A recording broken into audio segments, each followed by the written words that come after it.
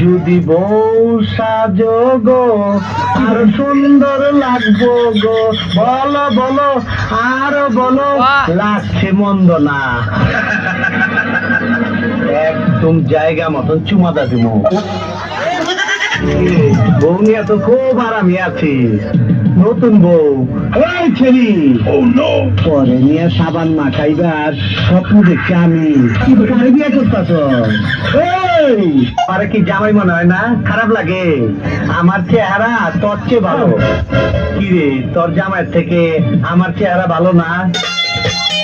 দাদি আমায় দিস না বিয়ার